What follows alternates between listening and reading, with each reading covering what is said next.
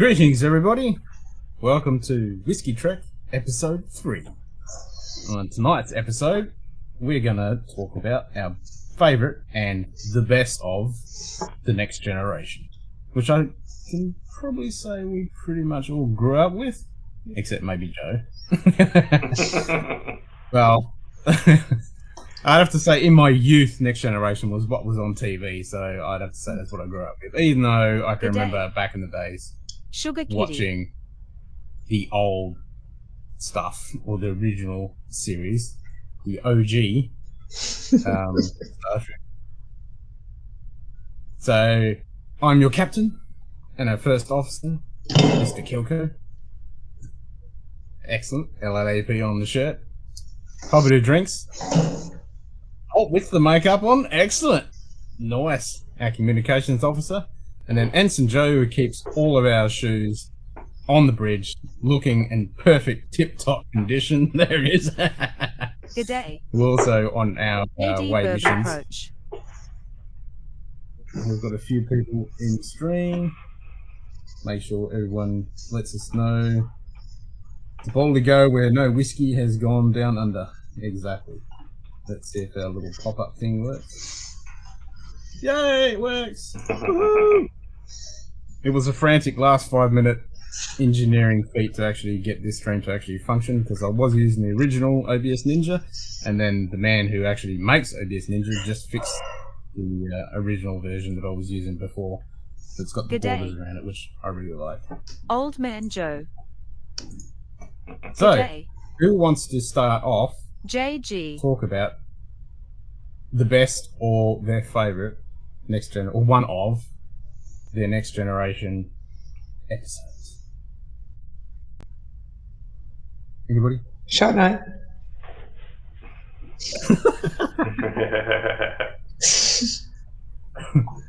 What about Lieutenant Commander Rance? I was going to say we should totally make the last person in.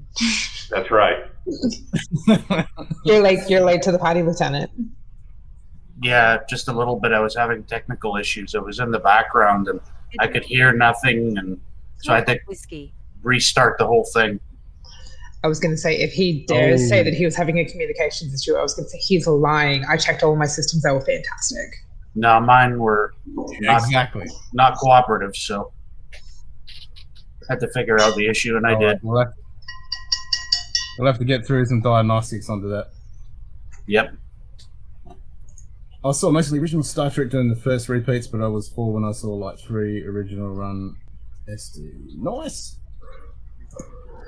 All right, I'll get rid of Kilko Whiskey Musings. I'll get rid of the big elephant in the room and say Inner Light. We'll just get that one out of. Yeah. Okay. I think that has to be one of quintessential, heartstring pulling, epic episodes that whenever you hear that tune afterwards, it just makes you melt all over again. And I just watched the end scene early today when I was watching. Good day. Carmen Del Vecchia. Actually, I was on Livewire Whiskey and we were talking about Star Trek. And then I mentioned Inner Light, and I had to go watch the theme bit at the end when he gets the flute presented to him from the probe and then puts it to his chest and then starts playing the tune in and the credits start rolling. I was like, oh my god, that's it. You're like, this is where feelings were born. Exactly. I'm alive. I know I'm alive. So yeah, it's like, I've got kids and all that sort of stuff, but I was not alive until now. Exactly. Nothing else in my whole entire life has ever meant anything until I see that. Yeah. So, what whiskey would you pair with that?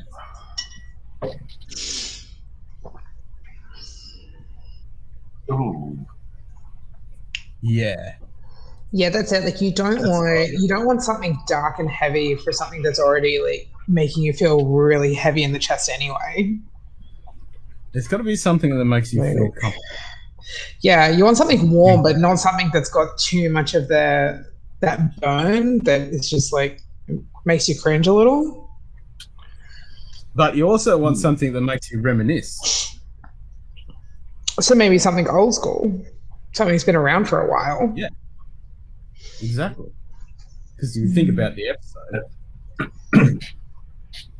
So to me, it kind of it reminds me a little bit of E.H. Taylor Small Batch. It's really nice, approachable, really good memories of drinking when you're young. Sugar Kitty has said maybe something Irish. I was thinking Bushmills 10 if, I'm going to reminisce because that was my first bottle of single malt. Yep. Yeah. I'd have to go on the same vein and say Glenlivet 18. My first single malt was incredibly cliche because it's one of the most popular in the world, and that was Glenfiddich 12. Yep. So, Well, speaking of athletic, have you seen the Whiskey Club's Glenfiddich 14? Did you see the comment I put on the thing? Okay. I saw it, and I was halfway through typing a response. I was so flustered, so excited. I dropped my phone, and then I got distracted because I have the capacity, like the mental capacity of a fucking gum nut on cocaine. Okay. So I still haven't gotten around to it, but I've seen it, and I almost like died a little on the inside, but with joy because I now know it's coming. I'm going to budget, just to be safe, I'm going to budget $150 because it'll be less than that. It'll be like the 130-ish, I think. I'm still going to budget about $150. Yeah. I'm fitting that in my fucking budget. Yeah. I don't care, man. Whiskey Wiggle is a Glenfiddich 14-year-old. It's done fully in American version. Is that the Whiskey Wiggle? Yeah. It's the first time ever in 135 years that they've done no finish, just version Americanized. So it's going to be really Glenfiddich was my very first single malt, and it was actually my first Scotch.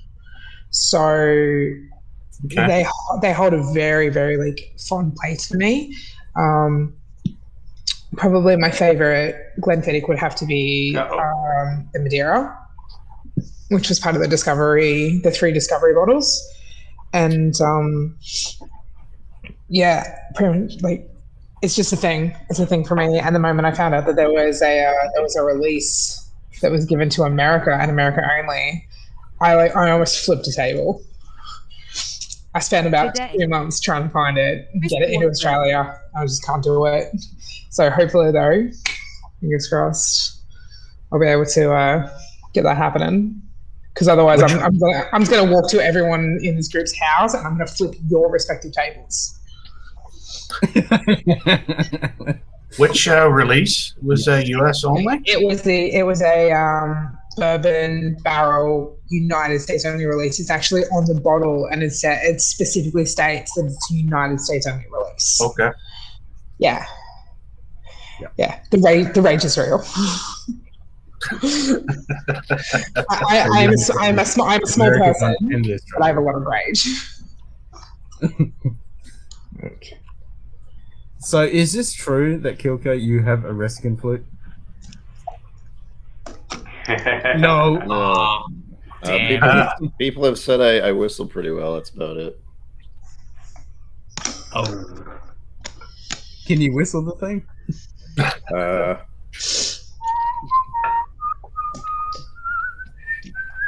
Oh my god. It's too early. But yeah. I'm sorry. If you are going to whistle the Outlander intro to me, you need to do it like the entire thing from start to finish. You think I didn't pick up on what you just did? Please. I have ovaries, sir. That music will stick with me until the day I die. All right. So back to my how are you feeling, Adriani? Well, you didn't do any of that stupid crazy juggling of bottles, so no. Not like everyone else. I'm not dumb enough to do a bunch of bottle chugs in one evening. I did one bottle chug in honor of Ben's friend, and that was it. Yeah, exactly. That was worthy, but nah. Yeah. So for anyone who didn't know, Wildlife Whiskey went for 6 hours, and there was a lot of bottle chugging. Again. Yeah. And most of it was worthy cause, but a lot of it was just craziness as well. Yeah. It was a good stream though. Yeah. Yeah. All right. Yeah, it was so fun. back to the inner light. It was. So going back to inner light, since we're just going to get that episode out of the way because there's a giant elephant in the room. I'm going to, because this has really fond memories when I was in Berlin in a cool bar, and I got to try Glenlivet 18 for the first time, and it's always been a memorable experience. So I'll go with Glenlivet 18. Nice. Okay. And speaking of stuff, I'm going to have some because I haven't had some of this in a while. Yeah, may as well. Hell yeah. It's a bit early for me to be drinking here, but I'll post when I have pours later on in the afternoon. I'll keep track of everything I named. Hopefully it's not too many. It shouldn't be too many. It's the weekend for you anyway, so you should be fine. Well, I have work tomorrow. Oh. Yeah, That's not. I feel like that's a you problem. it is. I have an odd schedule, so.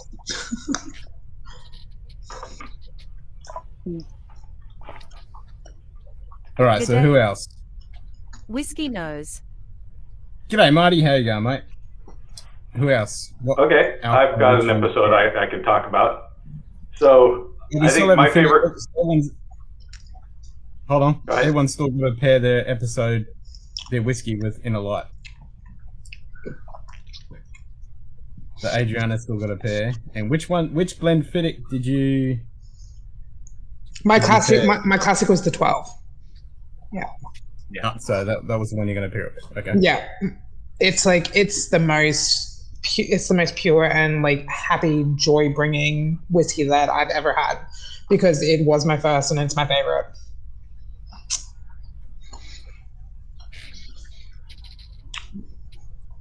I got lucky Right. actually. My first Scotch was shit.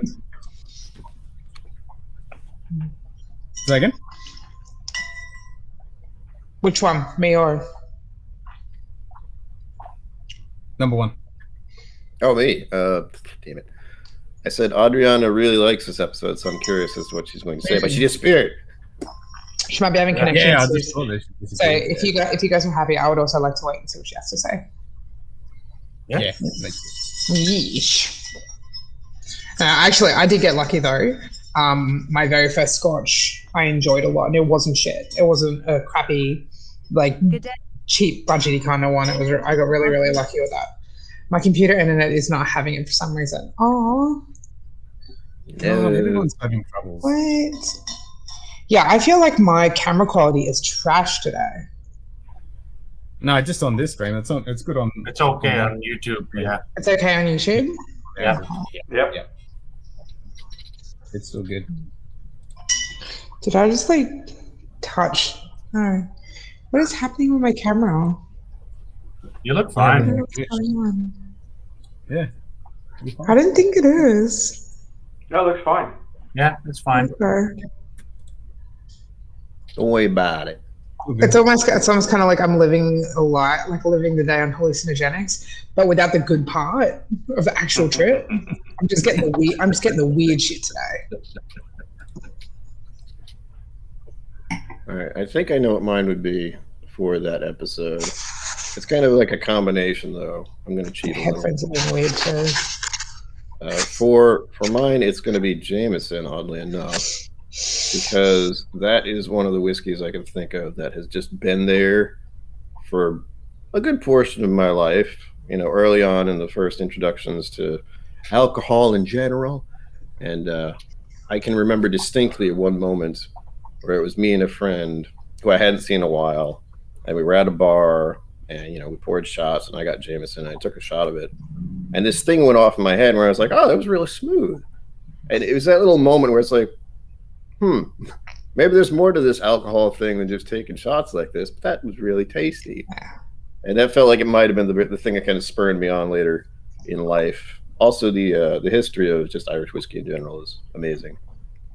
But then I'd also default a little bit to Redbreast 12 because that was kind of the one that when I was getting into whiskey, I tried that and it was like, holy shit. Okay, this is going to be interesting. Yep. Yep, definitely. So which one, Mr. Lieutenant Commander Rance? To pair with the episode Inner Light. Yep. Bushmills 10. My first bottle of that's single right. malt. Okay. Yeah. Yep. Nice. Well, I've been trying to shake this box to get my replicant flute, and it's not in there.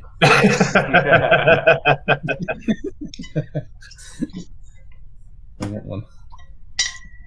Fun fact. Aberderon whiskey was a strong green alcoholic beverage flavoured by a guy who kept the bottle behind the bar in Temple. There you go. Green alcoholic beverage, that's called absinthe. Yeah. Or Or, a mint julep. Mint julep. Yep, that's the one I was thinking of. Oh, there's also that grasshopper. Is the grasshopper inside a mint julep? No. So, how is your diagnostic going, Adriana? Or are we going to go on to the next episode until you can get the Chief of Engineering, which is when he's not here to actually fix your... Is he a little Grasshopper worse is for creme wear, de menthe. perhaps? Thank you. Second? I was just going to say, is he a little worse for wear this morning after being on the stream last night? I reckon, because he said he was going to, when he finished, because we still went on afterwards, after the stream ended, we still went on for a little while, and he said he was going to have 7 hours, and I'm like, well, when I finish this stream, I'm going to have about 5 hours sleep before I have to get up, so you got no complaining. Nothing to worry about. Creams and meth. Yeah. Thank you, Kitty. Yeah, definitely. And yes, I know you're right. a man. I remember this time.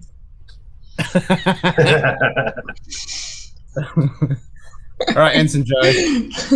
Pick your episode. Okay, my episode I like the best is Sins of the Father, where Worf finds his brother. And it's the first time we get to meet his brother and his family. I like the episode a lot because basically he's betrayed by his own people, and they try him for treason of his father, who wasn't treasonous, but the treason person was actually a rich person in the kingdom of Klingon. And he actually hit his brother and showed his loyalty to the captain and was basically shunned by all the Klingons. So I thought the loyalty aspect of it was outrageous. I totally agree, but it was the House of Duras, I think it was. Yeah. Yeah. And he had the opportunity to actually clear his father's name. Yeah. His house's name. Yeah. But he decided to sacrifice himself and the House of what eventually became Martok, but the House of War, and get shunned to save the Klingon Empire. Which That's right. yeah, Worf right here, because chicks dig Klingons. And that's okay. Chicks dig Klingons, men dig pterodactyls. No, that's definitely a good episode. Yeah, absolutely. Oh, yeah. Thank you, Brian. Yes, definitely. So anyone who wants to have tears run out of their eyes, go watch that end bit. Yeah, I was about to say, if you're prone to feelings, don't click that link. Yeah, if you have a soul. And we'll speak about. I didn't say the word heart because there is an episode we can talk about it. An exploration that involves the heart. Yeah, they're pretty much like if you're soulless, feel free, like enjoy that shit. If you have a soul and feelings, don't do it. It's a trap. So here's a question: what do you pair with that episode? Sins of a Father. For me, that would be Buttercladdy, the classic laddie. Classic laddie? Yeah, I was gifted that by a very, very lovely father figure who offered me a new, pretty much a new start at life. You know, he took me out of the shitty workforce I was in, and gave me the career that I absolutely just thrived in. And he didn't treat me like an employee. He never introduced me as, you know, this is Miss Gray or anything like that. She works for me. It was always like, this is Miss Gray. She works with me. And yeah, it was absolutely fantastic. And then I got to spend a lot of time with his family. And it was his wife is from China, and she mothered the hell out of me. So he kind of like, and he's actually Scottish. So he kind of became my adopted Scottish dad. And every birthday or every Christmas, he'd give me a bottle of whiskey. And the last bottle that I got before I moved was my classic laddie. And every time I get it, I just get this like fantastic familial kind of like just feeling every time I see that beautiful green can. So actually, I made sure I grabbed it today too. Yeah. Nice. Yeah. So for me, that'd be it. I don't have any pringers, so I can't do that. I don't have any Rackagina. I think of Pringles. Every time I hear Pringles, I automatically think of yesterday's Enterprise right at the very beginning, the big old bag. You shouldn't drink alone. Well, I need a Klingon woman for companionship. It's like, oh, dude, we won't go on there, but okay. So I'm gonna be lazy and slack and go with on the same kind of idea that you did with the family figure. Good day. So my Frederick. dad never really drank. G'day, Frederick. Yeah, God dag, everyone. God dag, Frederick.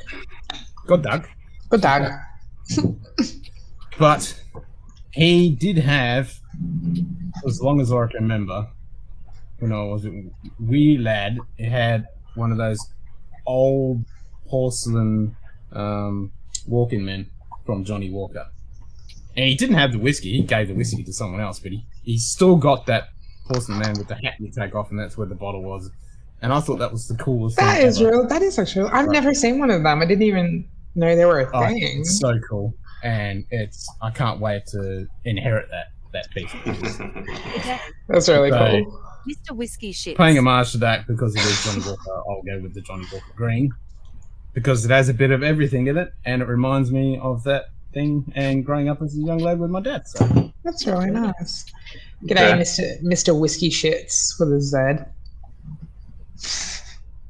how are you doing, Adam? how was your pass out? So for those that didn't Yeah, know, Star at Trek the and end Klingon. of the stream, Adam had a little sleep on his keyboard. That's Okay. fantastic. Does anyone want to give a go at what JG just posted? Because I'm tapping out on that. I'm not even. Put it on screen. Yeah. Ach, liebes Kronos Pudlach. Nice. Pudlach. Okay. I'd love to verse you in Klingon Boggle one day. Kronos. Feeling great, apparently.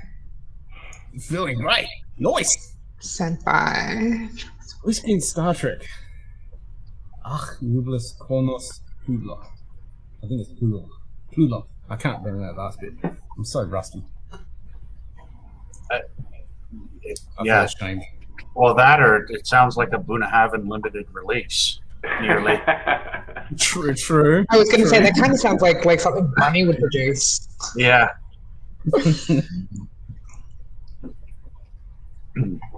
Yeah, that I think, for obvious reasons, I would pick probably the Bunnahabhain Toshik, just because it sounds like it's in Klingon, and especially the way they write it on the back, where it's they don't say it as Toshik, Trap swallowed. they call it Tokak or something like that. It just sounds angry. Noise. Yeah. Well, that makes sense. Hey, Travis. So, Joe, what whiskey are you going to pair with it? So I'm looking at it, taking the whole Klingon theme, as in the Klingon men love really frisky women.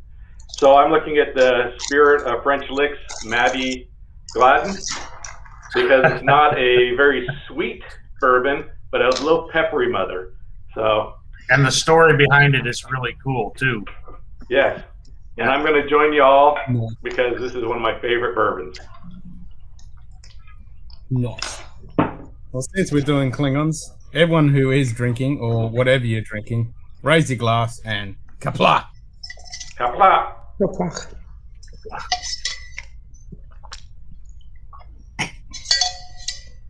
For those that don't know, kapla means success.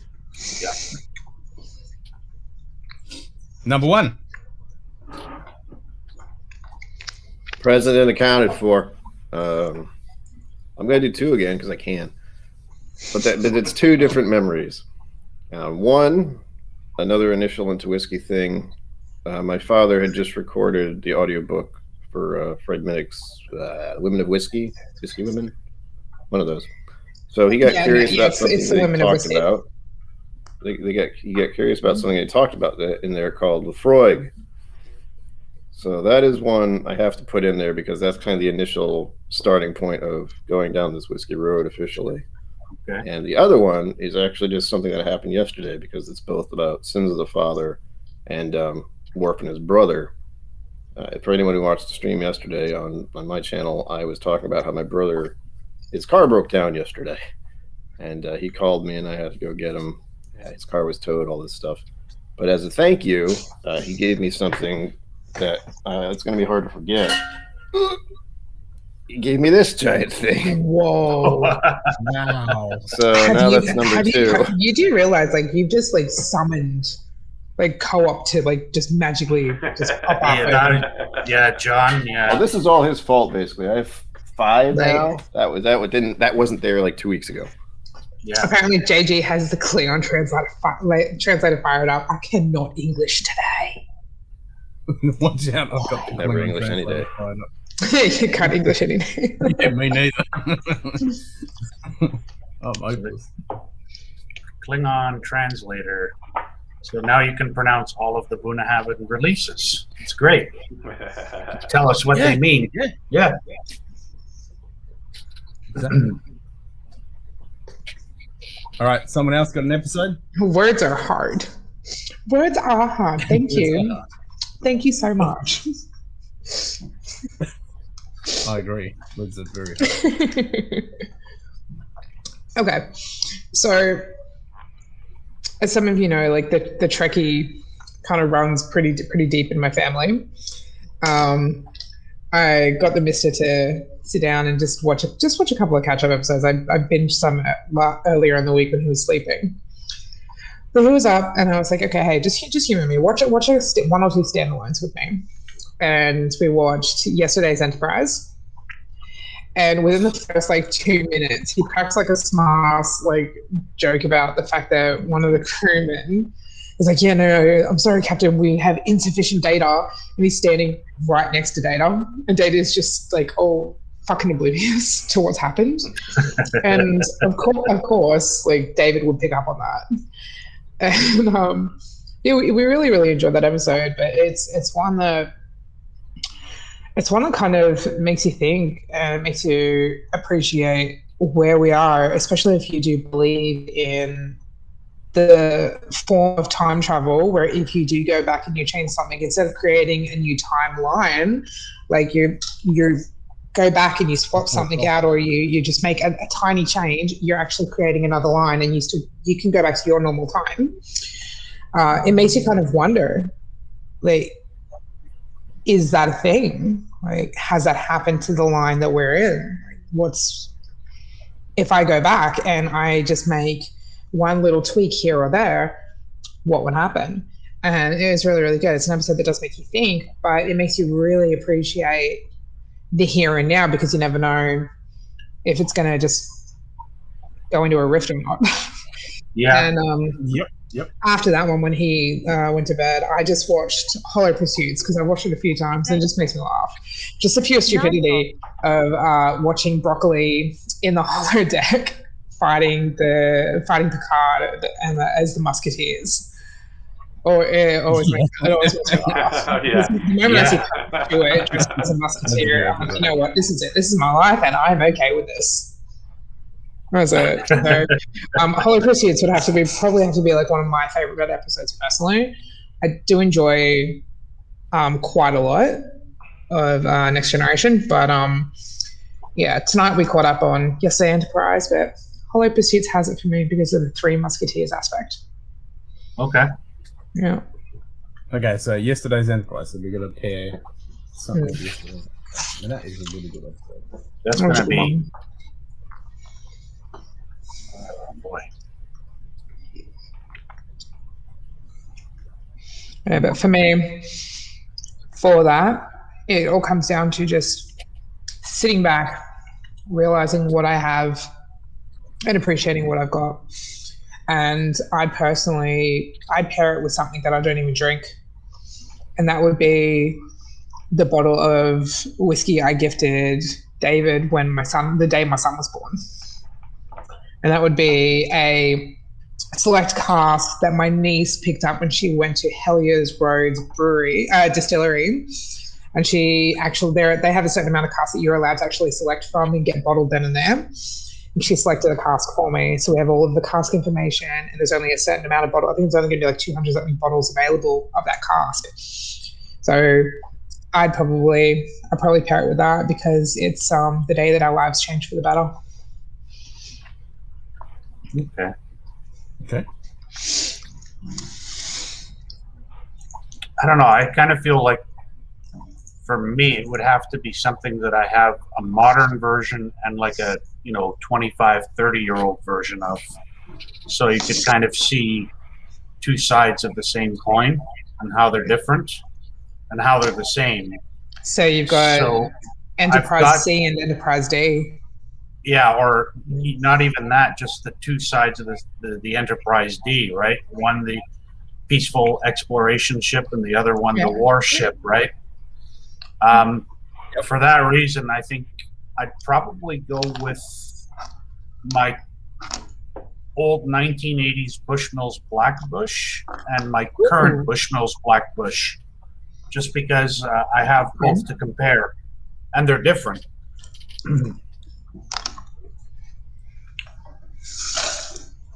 Cool. I like that, Chris. I'm going to go with... Because it's such an awesome little bottle, but that's not the reason. Dimple 15. Okay. But oh, that's a good one. It's a good bottle, but the reason, not only because the bottle is awesome, but the history with Dimple, Jameson, and the Stein family, when me and Cuba dived into the history between those three families, is unbelievable. And like what you were talking about, Julie, before, how history can take and fork out to all these different things. Yeah. Yeah. This is where the start from, pretty much where Scotch whiskey came about, but not only that, had Jameson came about, and then the Stein family as well in the Lowlands. It's just a huge, massive tapestry of this awesome, the first coffee stills, the first piece of machinery that was on a farm that was a certain thing, the Marconi machine that was used on the Titanic. All this stuff comes out from this, which is so freaking epic and amazing. So that would be one to pair. That's really good.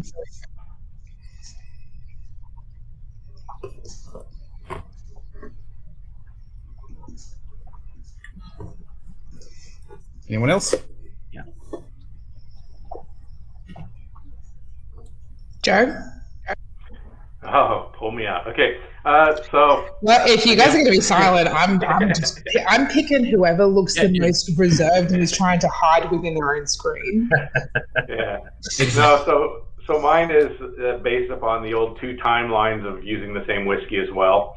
And since I grew up in the West Coast, we drank bourbon when I was young. And my favorite bourbon at the age of 17 was Wild Turkey 101. And it wasn't because I thought it tasted good. It was because you could slam it fast and then do crazy things. Yeah. Needless to say, after a while, I stopped drinking 101 because it just had too many bad memories. And then later on in life, I sat down with some friends at a bar and we poured some 101, and I actually sipped it and tasted it, and I went, wait, this tastes really good. Unlike the memories of let's go crazy, it was more like let's chat and enjoy and have a good time. Yep, I've got a story very similar to that because we just did the episode on the Wild Turkey 101, and back in the day, in the late 80s, early 90s, when I drank Wild Turkey, it was shit, and I got messed up on it quite a few times. I couldn't stand it for a barge bowl. You got messed up? No. Maybe.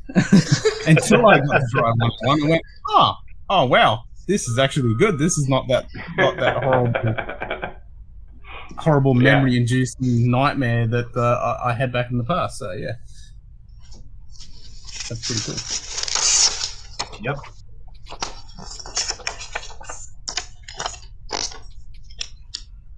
Who's next? For the whiskey or for the episode? For the whiskey, for Brian. Yeah, for Brian. Yeah, yesterday's Enterprise. Yesterday's Enterprise. Yeah. Yeah, it'd be Brian. He's the only one left, I think. Damn it. Okay. He's like, shit, someone else, quick. Anybody else? Yeah. But what I'd have to do, and it's only one this time, believe it or not, is, oh gosh, what is a year ago? October of 2020. And, going through what last year was, I was, making videos, trying to keep motivated, trying to be active in the community. And I finally got an actual bottle donation. It's the very first one I got. So that's one of those things where it's like a turning point deal. Like one thing changed. I don't know where I would have gone if it was just me keeping to do what I was doing at the time. But once it was like, hey, people appreciate what you're doing, here's a bottle. And it's 1792 full proof. It's specifically a store pick, but still, I'll just say 1792 full proof. For me, anyway. Okay. Yeah. Yep. Nice. All right, Donald. My favorite TNG episode is Ship in a Bottle. When Moriarty is accidentally reactivated by Barclay after the holodeck errors, and then he builds this elaborate, holodeck program to trick Picard and Data, and that he can actually leave the holodeck and he's become flesh and blood, and he's holding the Enterprise hostage. I absolutely love that episode.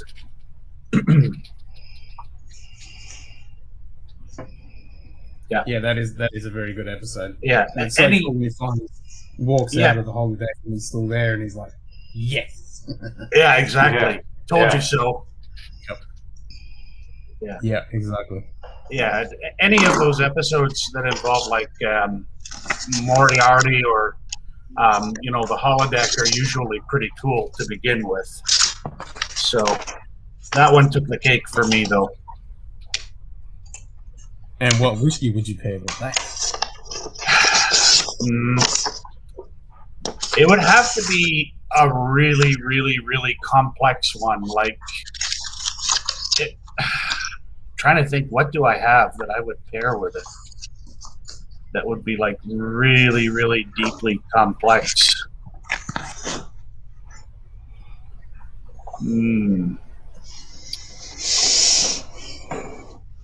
I'm probably going to either choose my Middleton Dar Gaelic because it's one of the oldest and most complex that I have, or it's probably going to be the J.P. Weiser's 35-year-old. Again, just because it's really, really complex, and then, like Moriarty, there's so many multifacets to him because he was basically programmed to beat Data, so he can do anything. Yeah. Yeah.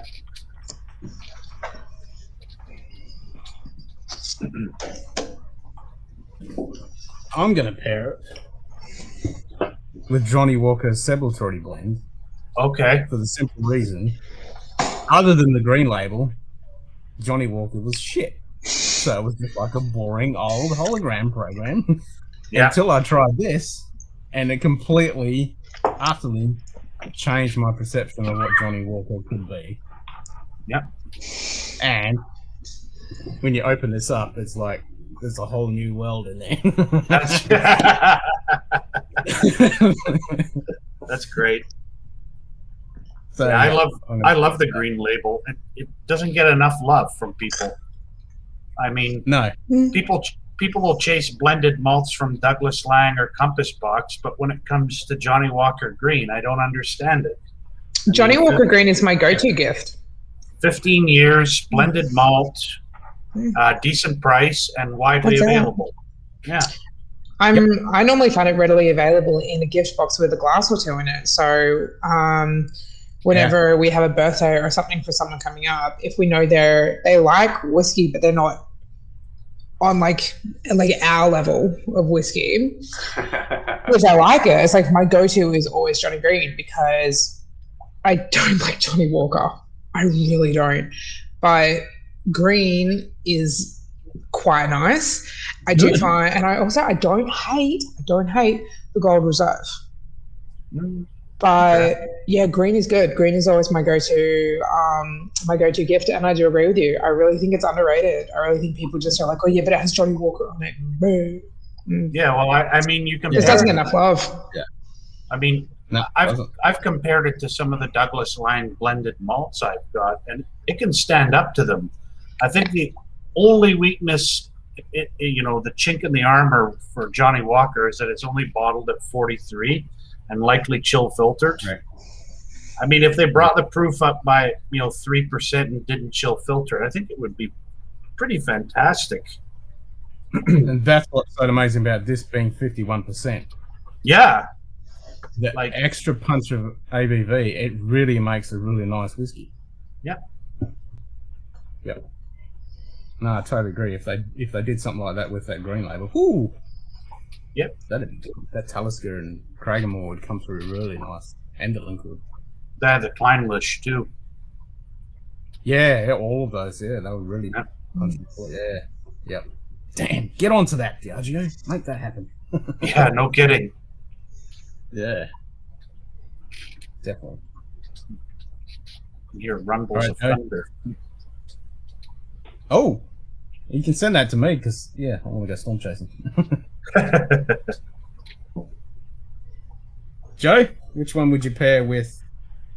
So Julie already stole my pairing earlier, but because the holodeck goes back to Sherlock Holmes times in London and traveling through the old streets, it's the classic laddie. Can you repost the link to join because in the Discord because Simon's sulking. Sorry, Simon, but you haven't watched any Star Trek. You only watched the first half of the first episode, so. Simon's not invited. Oh my god! You're not going to have an absolute clue what we're talking about. So. Yeah, Simon's not allowed to sit with us. Yeah, you can't play with us. You can't sit with us. Now go to your room and do your homework. Watch all the episodes right now. Exactly. Exactly. We told you to go, and you should be watching this to watch some really good episodes because this one we're talking about is a really good episode to go watch. So you got no excuse. That's all right. Aaron Hardiman's giving him shit for us. Yeah, I know. Only the first half Cheers, of mate. the first episode, and then he gave up. It's like, really? That one doesn't even count. I know that one doesn't even count. Well, this is not I love Simon Encounter at Farpoint when you pair it with All Good Things. It's just those two together. It's just a full circle. Okay. So, yeah. And it is the beginning. I mean, it is the beginning of the next generation. So you have to give it a little bit of love. Yep. Yeah. Honestly, with this one, I would. If this is going to sound like super fucking modern, actually, because I'd probably pair it with the Game of Thrones Targaryen release the Cardu, because Today, it is nothing circa at all 1920. like the other different. I've got 2 other bottles. I can't, for the life of me, cannot remember what they are. I really should actually have my whiskey ledger. I'm so shit today. But it's nothing like the other couple of bottles that I've got. And it's quite complex. It's really, really nice. And I honestly think it's probably their best release yet. And it being limited as well, it almost made it just that little bit more of a showstopper when it came to saying, hey, look, we have this and we have this. And, we're going to create something that looks almost exactly like this, but it's completely different. Okay. And there's a Moriarty, because he was one of a kind, and he definitely created some stuff. So that's what I'd probably pair it with. Yeah, because it's also a different take on Cardu as well, right? Than the standard base. Yeah. So Alex, when I opened it, I was not expecting that at all. Yeah. No. The Inner Light is my favorite episode. For your application to join the crew. JG, we already spoke about that, bro. Oh, we haven't. Yeah. Well, that was the first one. We just put that one out of the way. Yeah, we're not talking about it anymore. that was the elephant. That was the elephant. That was the elephant. Yeah. Yeah. Good morning, Alex. I mean, it is one of those ones that stand out by itself. The same as there's a couple in Deep Space Nine, and pretty much every show there's one of those ones that just. Yeah. Any show worth its salt has one elephant. Yep. Well, not just one elephant, but one that just stands out from not the normal stuff that they do. That's real thought-invoking and emotional. Well, that's it. They can have multiple fantastic episodes. It's like, I like this one. I like this one. This was amazing. But everyone seems to kind of always agree on one specific episode. Like, guaranteed. I know. I had to put it out there. I just stopped crying. I know, right? Did you click on? I was gonna say, did he click even though we warned him? Yeah. Yep. It is now proven, though. JG has a song. Going back to the light. There is a really good comic. The guy who wrote The Inner Light, he wrote a prequel about it. Yeah. It's really good. Yeah. I didn't know that. Yeah, that'd be great. Yeah. It's the same guy who wrote the story Inner Light. It's well worth getting. I'd like to number one. Really, really good. Yes. I fell down the rabbit hole as I do. I thought about the holodeck, and how Data and Geordi made a mistake by accidentally creating Moriarty. So I'm going back to the very first time I saw Moriarty, and then trying to bring it to the end, where with the episode we're talking about. And one of the things that popped into my head was Forgiven by Wild Turkey, because that was not planned. They were like, oops, oh god, oh, it tastes good. Okay, everything turned out all right. But as soon as I got that locked into my head, I went, all right, that's kind of the theme in my head that I'm going for. And I can only mention this one because I've never had it. But since it's a Sherlock Holmes theme, I'm like, well, I mean, bourbon is Sherlock Holmes. Like, I don't know. So I tried to find out if there was any kind of Irish or Scotch or anything that he might have been able to get in that time frame.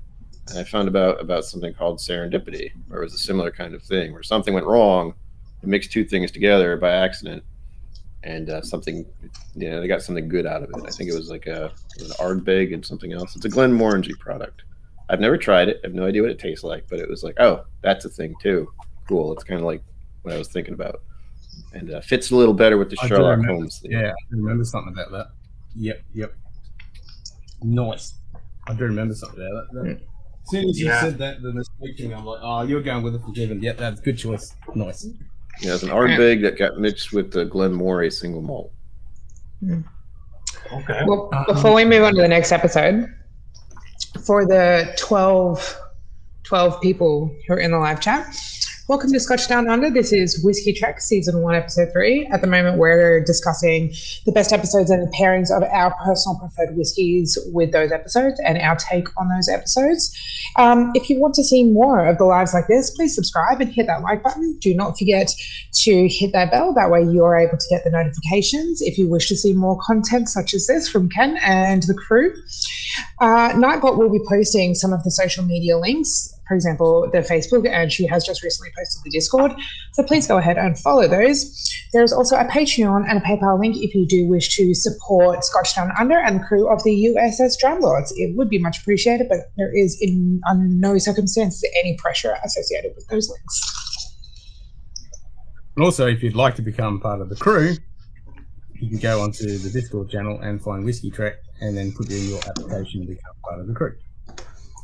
We still have lots of positions for the crew. We do have lots of positions for the crew. Yep. Yes.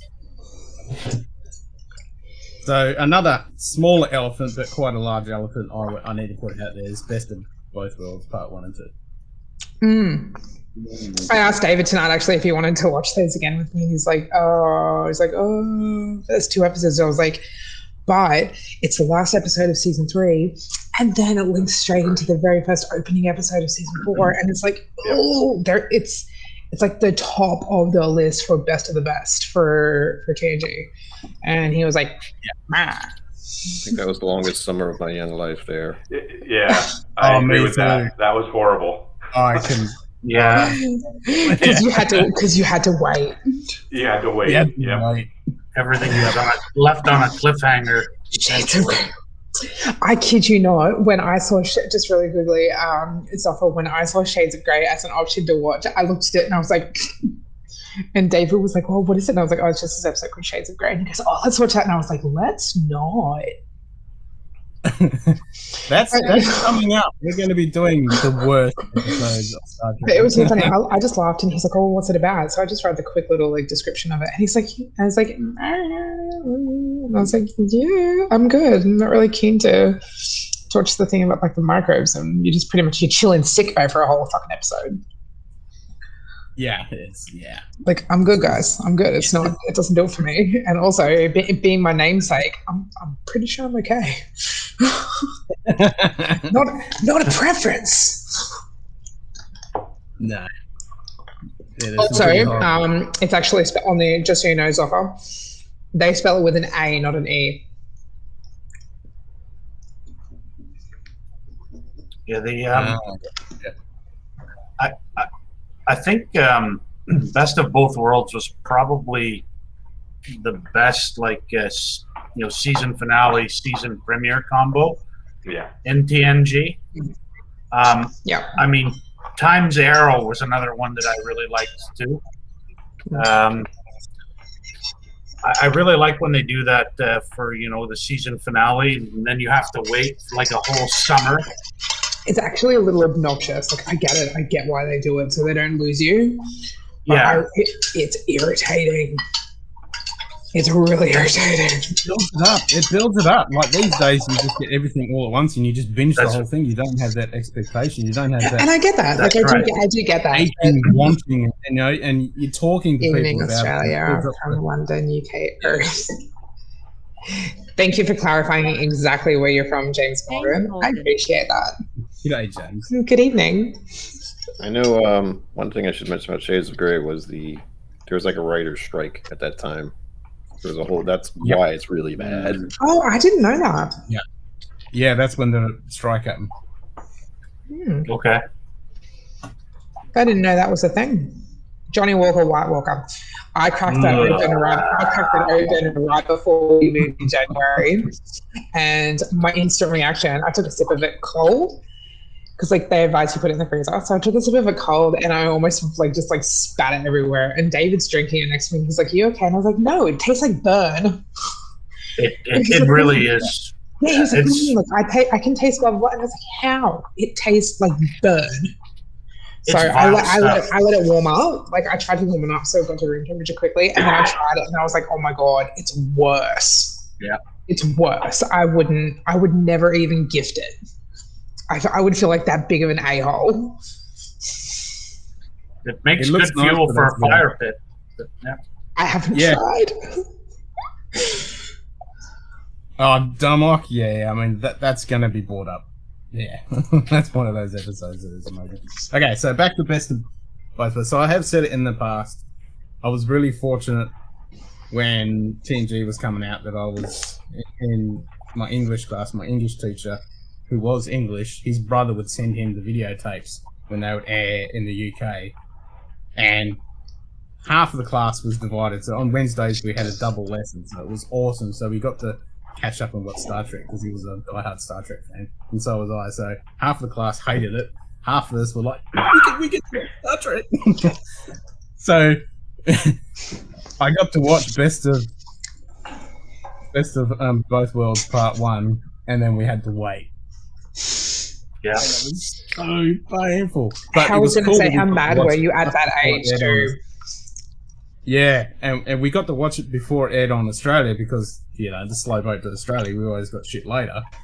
So we got to watch it when it aired in the UK, and then, you know, the episode would come out in Australia and we still hadn't seen the second one again, so it made it even worse. But yes, that was so awesome. So I've never ever forgotten that, and it was, you know, my eyes were hanging out of my head watching that episode. I thought it was the coolest thing. The Borg was so powerful and menacing, and yeah, on the edge of my seat, wanted to see what would happen to Picard, and you know, it was so cool. So I gotta try and think, what the hell do I pair with that?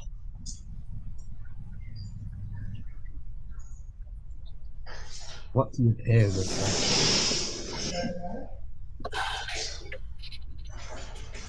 Pair with that? Yeah.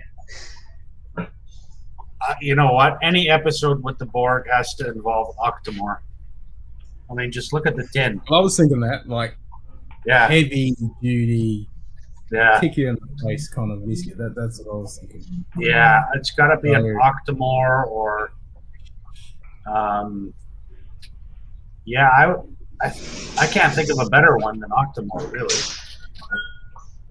Unless you're going like a Lefroy cask strength, because that'll kick you in the mouth, the 10-year.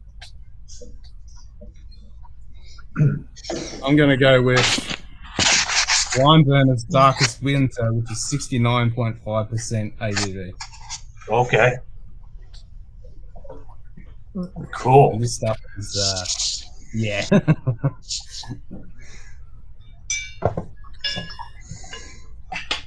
I think this one is definitely a good pairing. And I'm definitely going to have some. Good to see Ensign Joe still with us last night. Went quite well, I thought.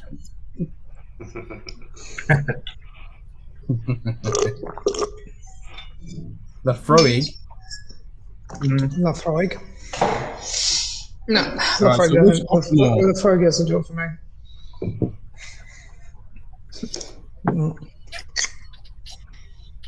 Which Octomore, Commander? I'd probably do the one that I have right now, the 11-1. Yeah. David loves the 11-1. Yeah, I do too. Yeah. I'm sorry he's not up and he's not able to share one with you. It's a bit early. Yeah, it's a bit early for me right now. Oh, it's not even that is an issue. It's more along the lines of it's midnight here. It just hit midnight, and sorry, I burped. I'm so sorry if anyone heard that. It's fine. It was only a little bit. I burped. That's the, like, I kid you not. It's the most un-Australian thing I do. I burp like a little bitch. I put Australians to shame when I burp. Teach you how to burp properly. Yeah, I'll have to get my missus to teach me how to burp because she. I burp like a little bitch. My grandmother taught me when I was younger. My grandmother taught me how to burp in my throat, like it's tiny, like it's going to sound so funny, but like a little frog. And then because I went to etiquette school, even then it's still ingrained in me to do these ones. and I blow away. And I sit here and I'm like, fuck, how un-Australian is that? Man, the cool thing about this is when you drink it, it doesn't come as 69.5, but then you swallow it and it just feels like it's burning all the way down your esophagus. It's great. What one's that? Lime Burner's Darkest Winter. Oh, yeah. 59%. You were wearing a Lime Burner's shirt the other week, weren't you? On the 24-hour stream, yep. Yeah. Yeah. Oh, the other day. The last week. In Australia, that's the other day. Yeah, so the other day, yeah. Yeah, the other day. Yeah. Yeah. That's why, like, when people are like, oh, yeah, you know, do you and Ken live near each other? I'm like, yeah, Ken's just up the road. You're a 4.5 hour drive, but you're just up the road. Yep, exactly. Literally up the road. Yeah, it's literally, from where I've checked it, you take like 2 or 3 turns, you go from one highway, you merge onto a different one, and then you just fucking keep going. That's a good choice, JG. Dark Cove. That's on our wish list, actually, the Ardbeg Dark Cove. That's on our wish list because I know David really wants to get that one.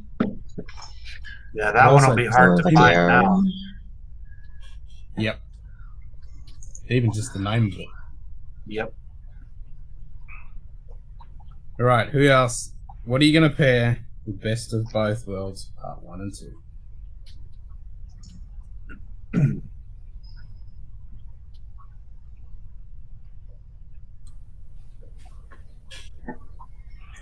Okay, so that was really quiet. Sorry, so I was typing. I'm so sorry. Okay, so, does anyone else have to go? Like who? No. Is it just me and Joe? I think I don't have to go anywhere. No. Whose turn is it? Wait. I think I broke Joe. I'm going to drink Joe and number 1. Okay, so I'm going to go back to keeping on the theme of the Borg and war. I'm going to go to a California craft whiskey called Warbringer Warmaster, which when you first taste it, tastes like you just chewed a campfire piece of burned wood, but not like the same sense as, say, an Islay Scotch, but more like a burnt piece of firewood. And then after a while, you start being gathered into the Borg and you start becoming one, and then you just want to drink it all the time. And it's a great name. Like, yeah, wow. It's a perfect name. So something like Brimstone is very similar. Yep. Okay. Rebound rule 9. Rebound rule 9 out of 10 etiquette graduates eventually show up to the wanted pub. Yep. Okay, now the reason why I can justify being here right now is because my mother's an absolute fucking savage. Okay, she would never, ever be allowed into any of the etiquette classes, or even like the Grand Mistress's Hall. My grandmother, she put me through. Like I even been to like the debutante. Like it was kind of very the opposite of who I actually really am. So James, I love her, but she's dead now. So I feel like I can be who I am and be on here, still have my tiny little bit of ladylike behavior, but I don't have to conform to all of that sort of crap anymore. Like that misogynistic bullshit that the women were like, no, you have to do this. It's like, no, I don't.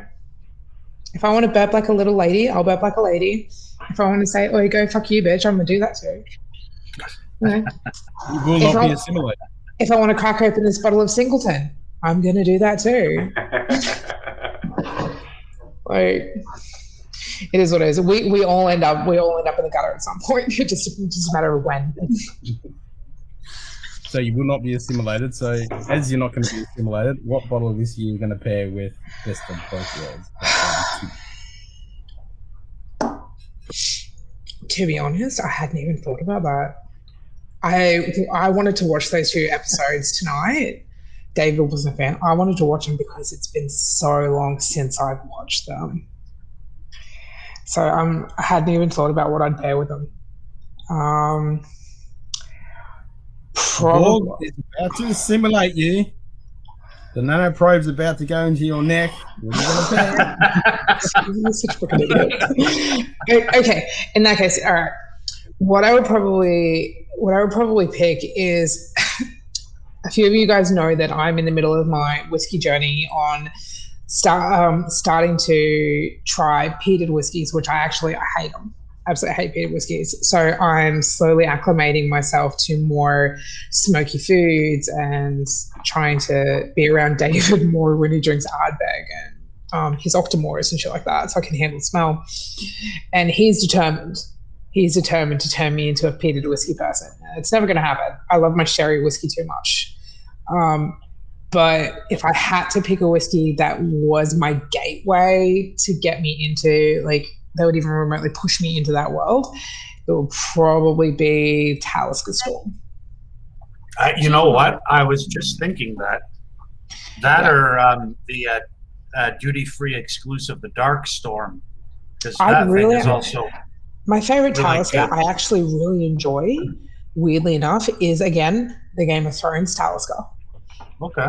They did really good with that because it's not a punch in the face. It's like just that perfect amount of ashtray. So I think they did really, really good with that one. But if I was going to pick one, it would be Storm. Okay. So, Jim, links in Discord in the ready room. Come on in. Best of both worlds. Stellum Rye. You get an interesting sweet dill rye before the proof on the end torches your palate.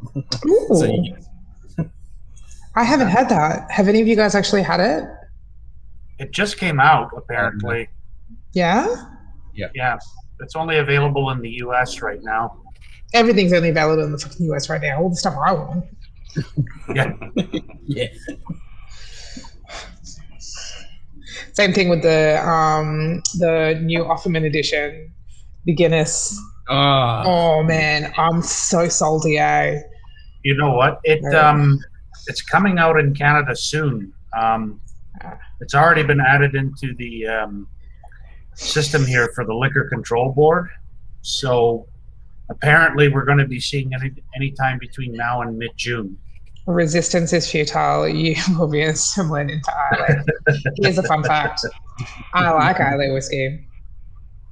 The non-peated ones, but I like them. So, loophole. In that case, I better have my wee beastie next to me then. So I still love that. That's what you gave your missus, and she was like all over that shit, like straight up. The very first time I saw it, Pardon? She picked it. She wanted it. She started her flight on that night. She went, I want this one. I said, no, you can no, I want this one. You're sitting here and you're like, oh, no. You're not throwing me under that bus. She did that on her own. Okay. We'd be Killsport from contact. Well, what people don't like it, but they keep buying it, must be due to assimilation. Yeah. Yep. I've heard the worst of the worst things about it, and I have never had it. So, thanks, Swami. Malort was definitely invented by the Borg. All right, number one. Have you got a bottle? I do. It's not a peated Scotch because I have a different history. I don't know what to call it.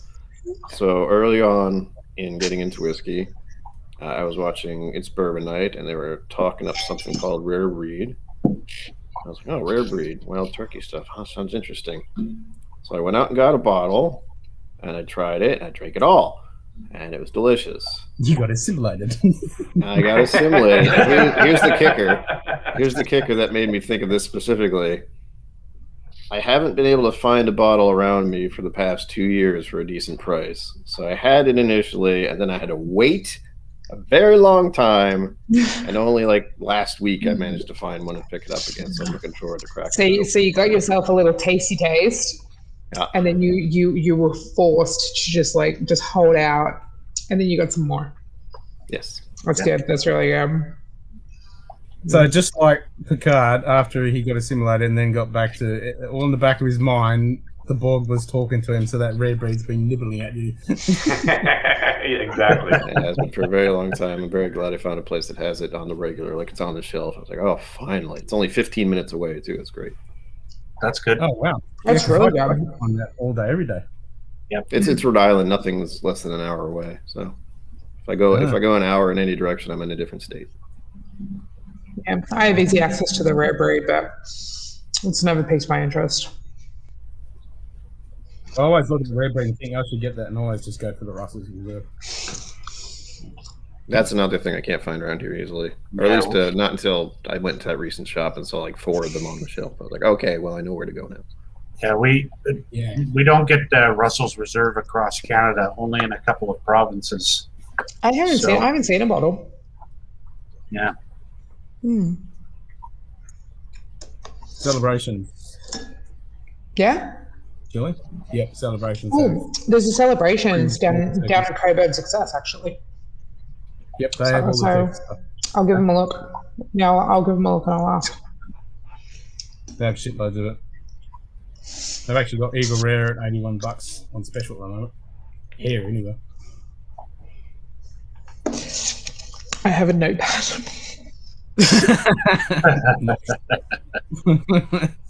All right, next episode. Someone pick an episode. One of your favorite. I think I have one. It's Kilcrow's episode. Yeah, I have a list right now that I'm looking at. There's like 10. We've gone over a few that are on there, but one that kind of sticks out to me just because of how creepy it was, how it was like the first season, and how the ending was just like, oh, that was on TV kind of thing. It was called Conspiracy, and it was about how Picard had to meet up with a friend of his. It was all very secret. He's like, meet me out here. We got to talk. And he asked him a bunch of questions, like from his distant past. It's like, what's my sister's name? Picard's like, you don't have a sister. And it's the one where eventually it leads up to the fact that there are these insect bug things that are crawling into people's brains. Yeah. And it has this little tube sticking out the back. Oh, yes. Yeah.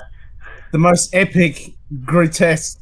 Yes, Lasering the ending of that at that Yeah. age, I was like, Yeah, oh, yeah. what should I just witness? And how was that on television? It was amazing. I loved it, but it was one of those little shows. It was amazing. The special effects on that were amazing. Yeah. Yeah, Jim, that is the one with the parasites, right? Yeah, seeking peaceful coexistence. Yeah. Yeah. And the little thing was in the side of the neck. The little neck thorn. Yeah. And the bugs they were eating. That was another thing that sticks out. Or you sit down having dinner. It's like maggots enjoying. Yeah, that's it. Yep. I don't know what to pair with that, but that's one that sticks out as far as that goes. Well, I think I've got it right here. Wee Beastie. Tequila with a worm. Tequila. There you go. I'll just go. This makes sense. Wee Beastie. It's Yeah. right here. It's young. It's horrible. It's not the best thing around. I do like the peanut flavor on it, but it is a little wee beastie, and it's got the little claws on it, and it'll get into you. And that little nuttiness that you get from a witchetty grub, you find that in the wee beastie. Yep. Jim Morris has said that I'm not sure that's one of the best. One of the best. Well, I think it was for a sci-fi show to come in with the special effects and how it was so, especially for when it was released, very grotesque, and it was really like it was real in your face especially when it phased him and he broke down all the way down his eyes. It was just all messed up. It was like, it was like It was kind of a like standout horror. episode for the first season, at least, because the first season had its pros and cons, to say the least. Yeah. That was definitely one standout, from season 1 for sure. Yep, so I'll pair it with Wee Beastie. Yeah, that would. Yeah, that's the only Ardbeg I have at the moment, so that would be the only one I could pair it with right now too. So, yeah, I would agree, Ken. Wee Beastie. That's what it was, a little fucking Wee Beastie crawling. Yeah, exactly. No. Yep, and because it's not a cult, so That's right. Well, you know what? Hands down, Johnny Walker, White Walker. Yeah. Oh, Hands down, man. Pretty grotesque. You Pretty watch that episode, and you feel the burn. Like you taste that. You taste the vomit burn. I was like, you know what? That's it. Johnny Walker White Walker is that episode in liquid form. Okay. It's a beautiful abomination. The bottle is stunning. It's fantastic in its own way. And the episode was that you didn't see that sort of crap on TV back then. It was ahead of its time, but it was appreciated back then because of what it was. Now it's appreciated because it is so horrible and nothing like what it is today or what it could be today. So Johnny Walker could have created this amazing whiskey, and they didn't. They just created this abomination, but it's still a collectible. You just want to have it. You want to look at it, even if it grosses you out. You want to look at it. So that's why that's my choice. Okay.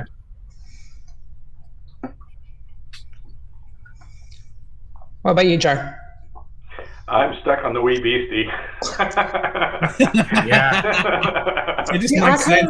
I haven't even had it, so It just makes the most sense, really. Yeah. Yeah. I mean, if you're gonna call something wee beastie, and then pair it with that episode, you're making perfect. the back of my neck like tingle, and I'm like, I swear to God, It's man. like I don't want to touch this episode because I don't want that thing crawling up my arm. And Yeah. The strange thing was the beast in the middle was actually kind of big. yeah, that's right, the big one. Yeah. the massive That's what big she one. said.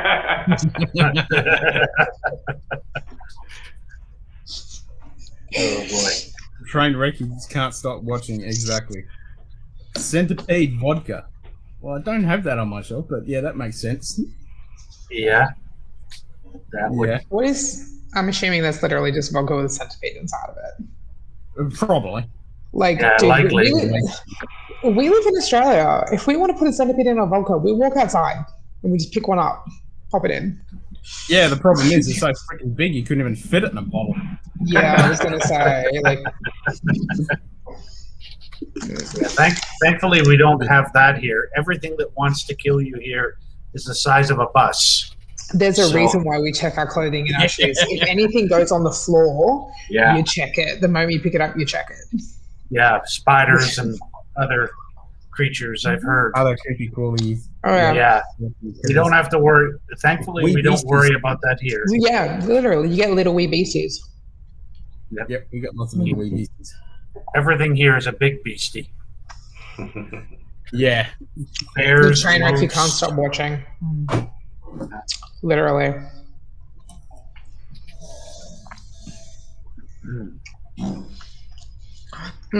Speaking of a train wreck that you can't stop watching. For those that know, I did a live about a week or two ago now, and I got sent a bunch of American candy from Bootstrap, so from William Shatbert. Are you still eating it? And we've eaten a bit of it, but I cannot stop eating candy corn. This shit is disgusting, and I can't stop eating it. And I'm starting to think the white tips on top, it's just like crystallized cocaine or something. It's sugar flavored earwax. That's it. 'Cause I'm sitting here and I'm like, you want to know what is a train wreck? What's an abomination? This shit. Yeah. This Yeah. candy corn shit. But do I keep eating it? Yes, because I'm a fucking idiot. The same I've thing with never this had it. episode. You don't skip it. You watch it. Even if you don't want to, you Oh, do you it watch anyway. I remember when I first saw it, and I was like, "Wow, that was pretty full on." When they just all full phase and blast the shit out of him, and he's like, "Boom!" Yeah. Yep. Yeah. That was, for at the time, that was pretty graphic for network television. Yeah, exactly. Candy corn, the Borg of candy. Who knew? I know. It literally is. Like, I'm not, it is, man. Because we have candy corn in Australia, but you got to go like specialty sauce. But it's just a really super tiny stuff, and it's kind of nice. But this is the stuff we got this like from America. This is the American crap, and it is exactly that. It's crap. And it's got ground spiders in it. And cocaine. Ground spiders and cocaine. That's it. Okay. Yeah. You know what episode we haven't talked about? Chain of Command. Well, not yet. Okay. Well, Chain of Command next, but after number one, pairs with the most graphic episode of Star Trek. Yeah, this is a tough one. I keep trying to find something. I'm like, what do I know that has an insect on it? I mean, the Wee Beastie's already taken a couple times. I haven't even had the Wee Beastie. But I started to go into, and some people might get really angry at this. I hope not. But Bourbon approach. If you're watching, I'll send it to you later. There's something out there called Macallan, and I don't know why it gets into people's heads. It's a giant thing, and it just like sends out its tendrils, and it wants you to join them. Yeah. And it's like we have so many selections. It's the best ever. Don't worry about the cost. It's fine. Just try it. You'll love it. And it's got that kind of, getting in your head, you should try this, you should get this mentality thing. And I have a Macallan 12. I do not like it. Much like the ending of the episode where, I got to it and it was just like, whoa. Okay. And, episode I loved. It was a wonderful episode. But just for that part, it's just, they made it so gross. It was great. But unfortunately with Macallan, I tried it. I got kind of sucked in and, got in my head a little bit. And I tried that one specifically, and I just don't like it. I tried that bottle for probably 2 years. Hopefully I'll try other Macallans that I like, but the Macallan 12 that I've tried, I did not like. Yeah, that's kind of where my head went with that. Yeah, no, absolutely. Yep. Yeah, they almost got me a while back, and I'm not gonna lie. Look, the whiskey shit, they make a pretty bottle. I was thinking specifically of the Macallan M bottle as that giant thing that came out of it at the end. Oh yeah, that's a pretty bottle. That's a really pretty bottle. But I sit there and I'm just like, I was going to say, just even the 12, though, depending on where you get it, you look at the price and you're like, how dare you? That's so fucking offensive. That price tag is offensive. Like, check your privilege. Well, the problem with Macallan is years ago they built their reputation honestly. And now they're just cashing in on their name to throw out shit and make more money. Did James Morgan just tell us when he's about to pee? Is that what just happened? did we just get a pee announcement? That or he's going to open a bottle of Macallan? He's good at scheduling that pee break. It's the latter, right? James, can you clarify? It's the latter, right? I think earlier he's talking about Glencaddam 19 Oloroso cask finish. Glencaddam. That's what he's going to crack open. Nice. Ralphie got me onto the Glencaddam 10, and I just got the Glencaddam 15. I've only had the 10, so we don't really see much Glencaddam here. Gin Ardolino. Good day, Jen.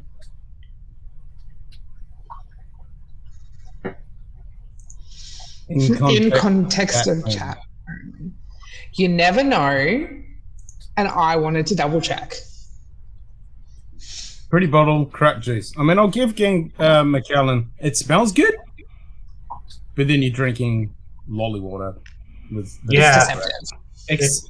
Except for the edition series, like I've tried the 2. I've got the 2. The 2's really good.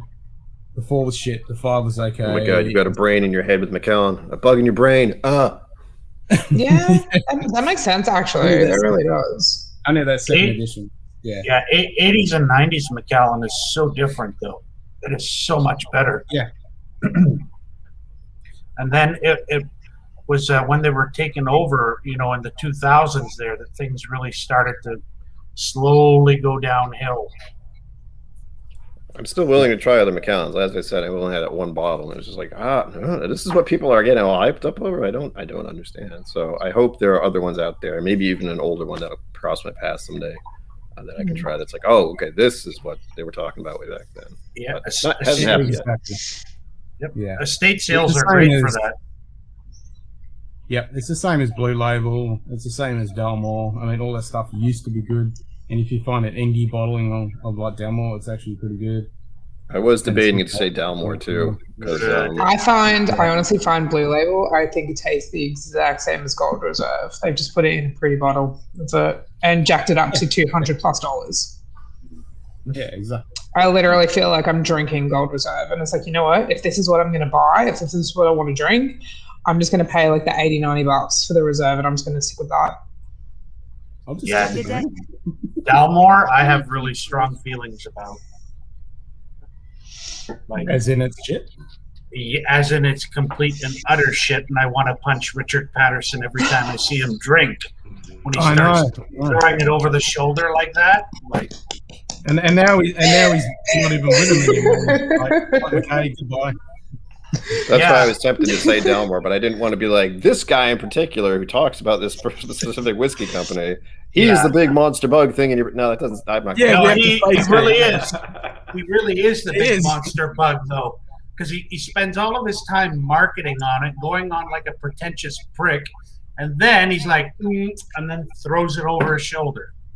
What the hell is that? I think he's just a kid who likes to like pop bags behind people when they're drinking whiskey to see what happens. That's part of his shtick. They like taking a sip and they're like, bang, now wait. Take a breath. Pretty much. Anyway. Okay, I'm of two minds with that, because one, if someone did that behind me, that's an elbow right in the dick. Flat out. But at the same time, that idea is so appealing to the psychopath in the back of my head that I really want to go and do that to somebody. Oh, so you're being controlled by the bug. Yeah. No, it's just the fact that it's like, welcome to Australia, where we fuck with everyone in the best way possible, and it's how we show friendship. So after the stream, she's going to be watching some Richard Patterson clips. I'm really not. Yeah, get some Richard Patterson ideas. You can watch it just to see what he does. You can see his like whole marketing thing and how it's very well thought out, and it really does suck you in for what he's doing. Yeah. Then no, I'm not going to do that, because. But you're not going to buy a Dalmore. Just to watch the process. That's all. Yeah. I was gonna get the cigar one a while back. Well, no, I've heard good things about it, but I've heard good things, but then I have people that are just they really diss Dalmore completely, and I'm like, well, do I buy it? Do I not buy it? Do I buy it? Do I not buy it? Go look for an independently bottled Dalmore if you want a good Dalmore. Yeah. You're making finding good whiskey way too hard, guys. Sorry. Out there. Meanwhile, I'm still sitting over here eating little mini cocaine pellets. Here's the bad part, though. No, bugger! Wow. Oh. I see they sent you the small bag. Oh, good. Yeah. I transferred it into a Ziploc bag. Okay, good. For my those bags like this big, basically. Yeah. Oh,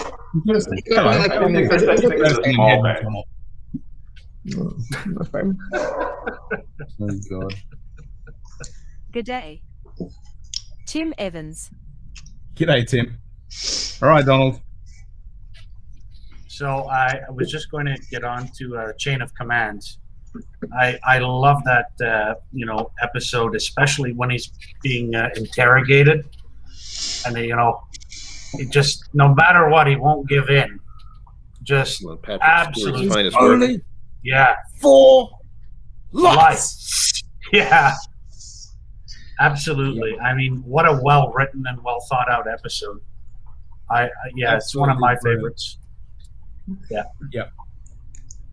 Not only that, it's a really good on the other side of it, where the new captain comes in and takes over the Enterprise. Yeah, he's really good at his job, but he comes across as a total dick.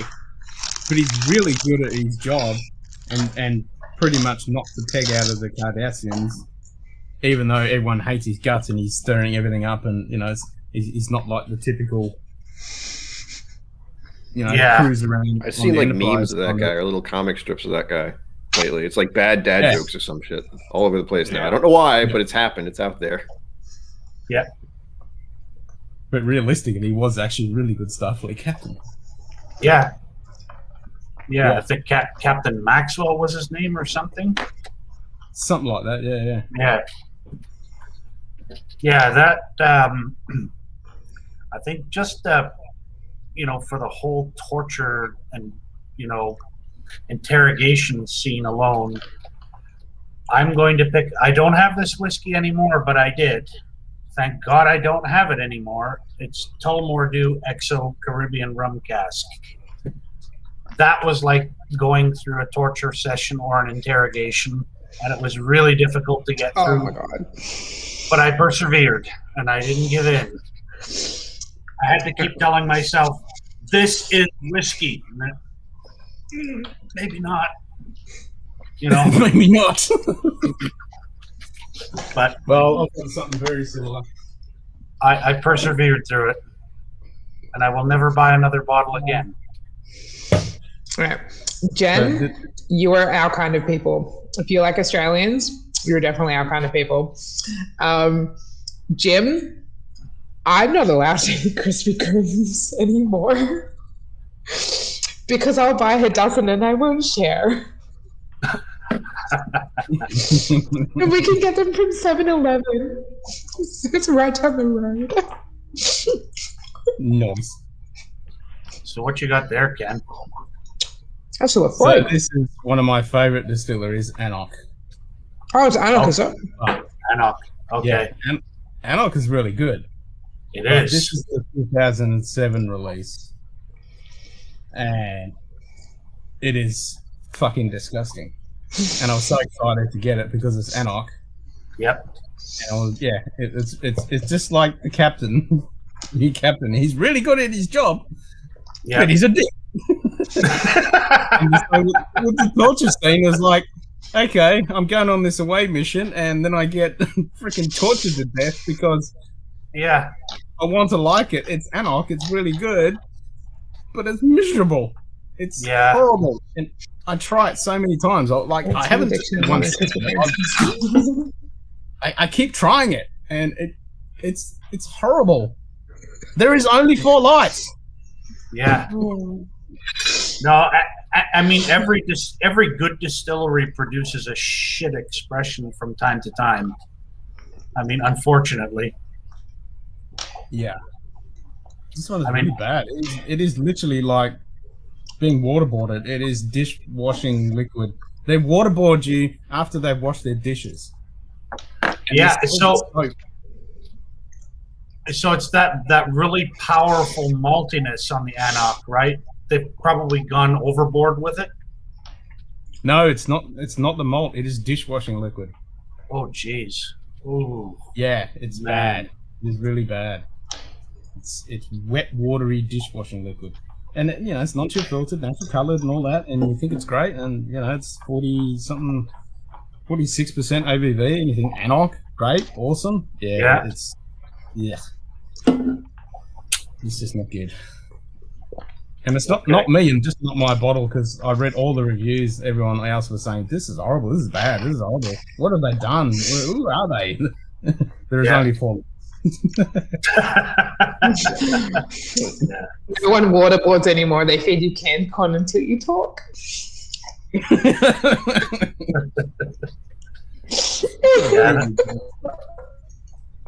Yeah, I mean that's what I'm going to pair with that. Yeah, that's how I felt with the Tully. It was just like, okay, they do decent stuff. I was curious. Open it up and just no, what the hell?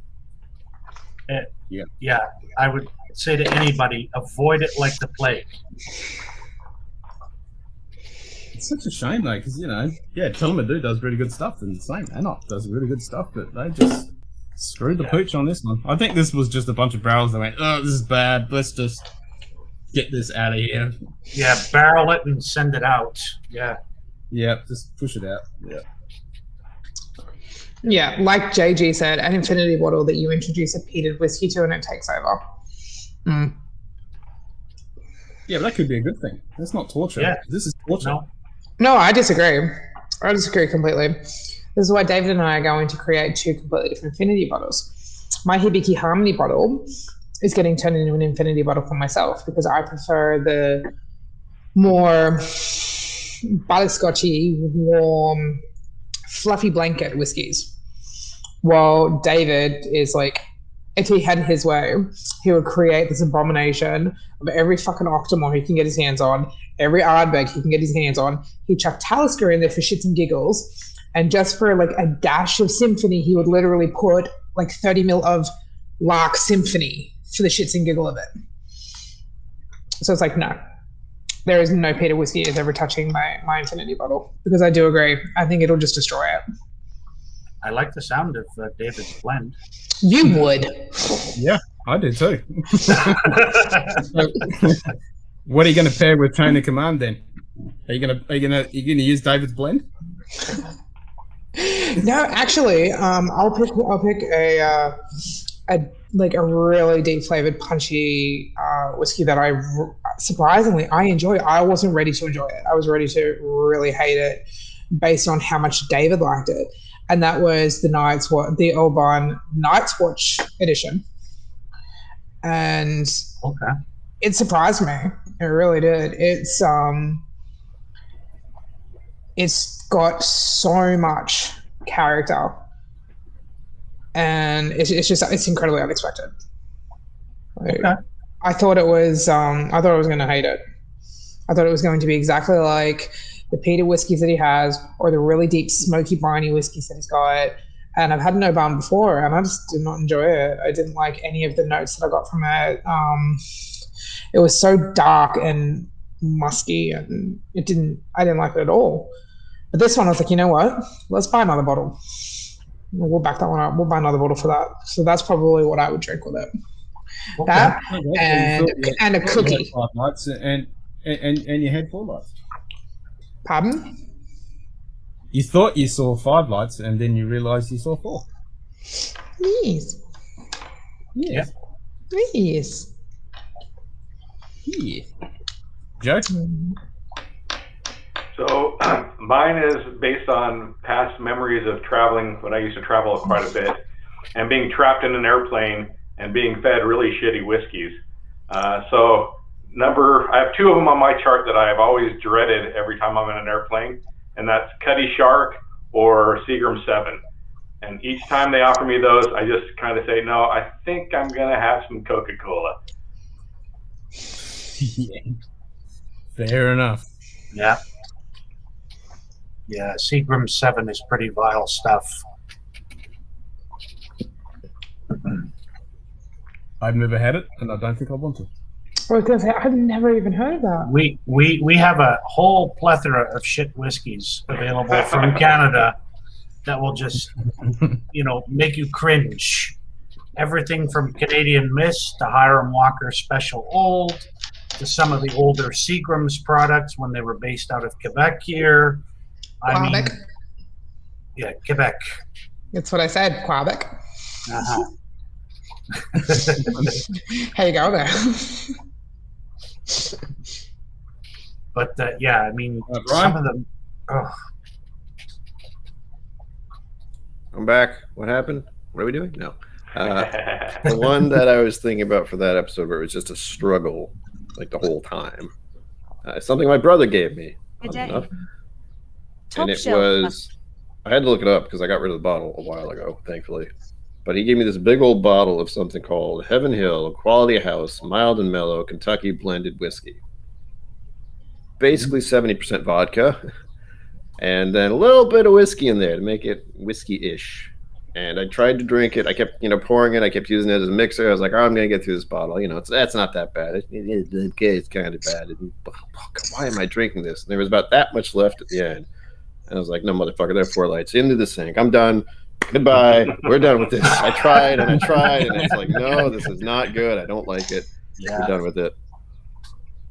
Yeah. That Nice. was awful stuff. Even the name, though, it just screams quality, right?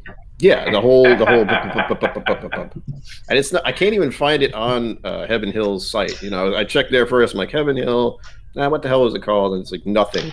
It's not anywhere. It's not listed on their site at all. It's been erased from the history books. They're like, that was a mistake. It's like their dirty little secret if you find it. Don't try. I mean, if you want to try it, go ahead, but no. Like, if you're a collector, find it and get it. Like, definitely. Yeah, if you really like Heaven Hill and you want to put that bottle in the drink, go ahead. Yeah. It's like opening the bag of candy corn. You'll regret it the moment you do it.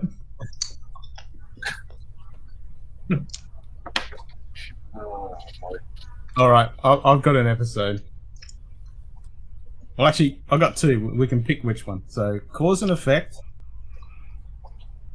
or Deja Q. Okay.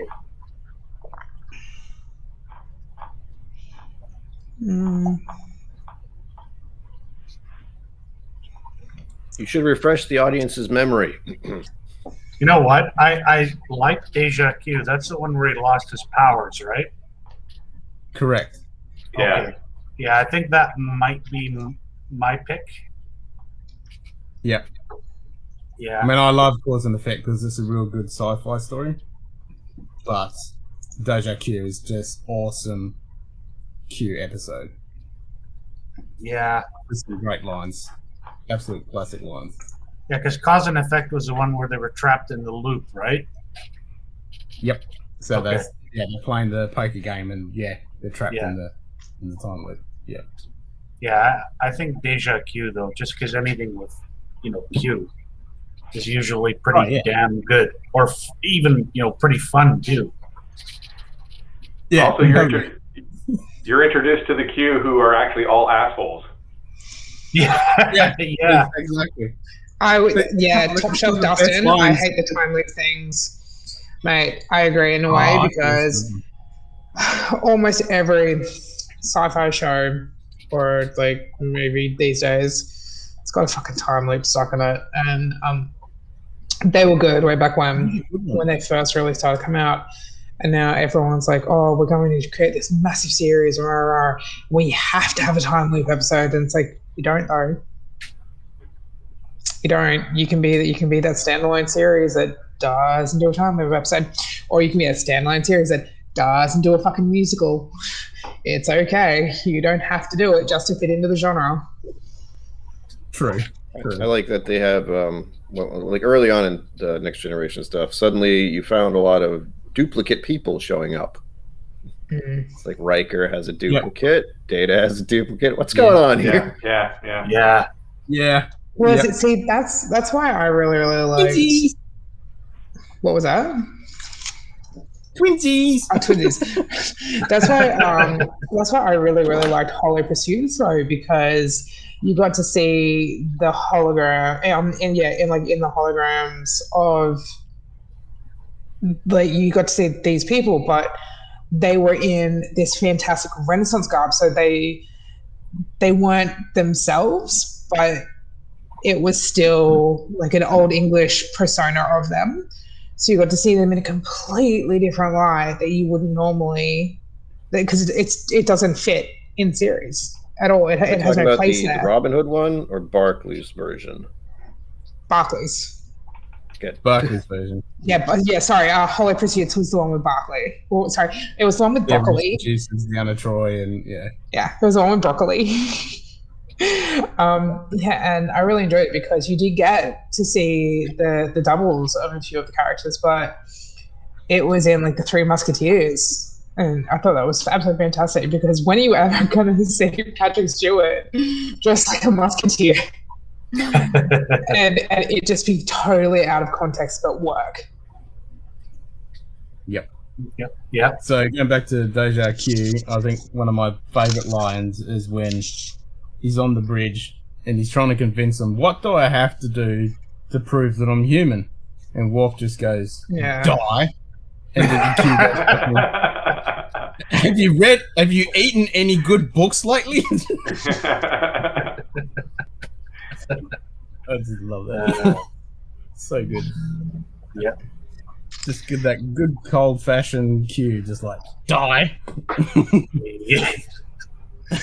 Jim Morris, yeah, they were all really kind of irritated, and that made me quite happy. And yes, Top Shelf Dustin, I'm very aware that Patrick Stewart was a Shakespearean actor, as was Ian McKellen, and also Ian McKellen. But my point was them to be in Shakespearean garb and to be using that form of language in Star Trek. So it was completely out of that element, but because it's all on the holodeck, it works. It's been made to work, and it was phenomenal. Yep. It was absolutely phenomenal the way it was done. So I was in no way dissing Patrick Stewart or anything like that. I was just saying that to have him pull from his repertoire that he probably hadn't used in God knows how long, and to do it so fantastically in a sci-fi show to boot is brilliance, pure brilliance. Mm-hmm.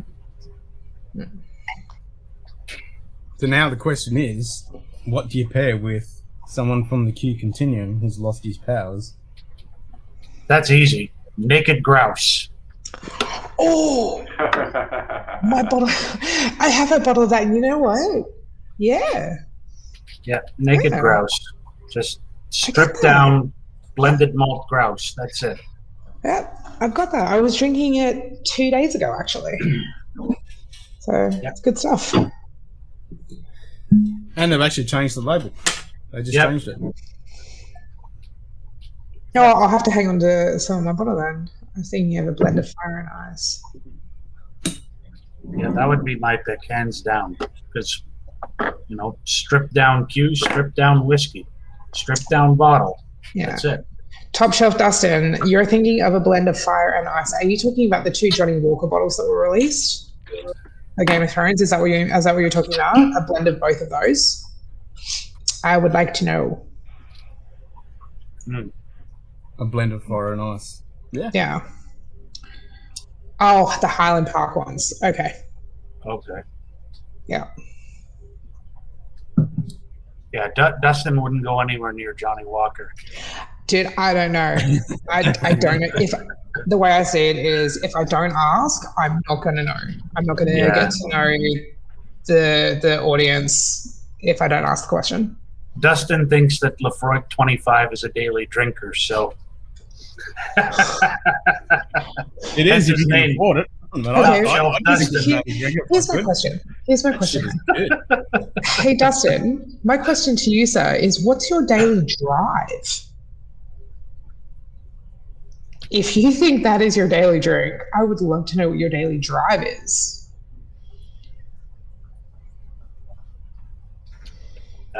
Dustin's a cool guy. He's funny. I don't drive. No, because he doesn't. Well, he doesn't leave. He doesn't leave home except to go to the whiskey shop. So, see, we can get away with not even leaving the house for that either, because some of our biggest distributors over here, they deliver to your door, and some of them do same day delivery, so it's all good. Perfect. It's all good. Yeah. Top Shelf Dustin, so why don't you drive? Is it like a legit thing, or do you just like? No, he's got a BMW. So. I drive a BMW. It's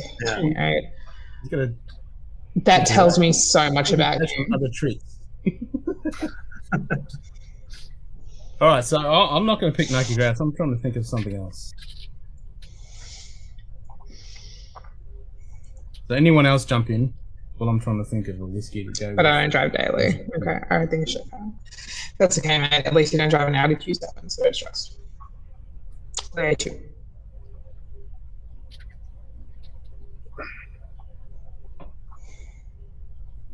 What the hell is Asia? You know what I would have laughed? I would have laughed if Dustin was like, "Excuse me, ma'am, but my daily drive is a Cosmopolitan pink Toyota Yaris." So,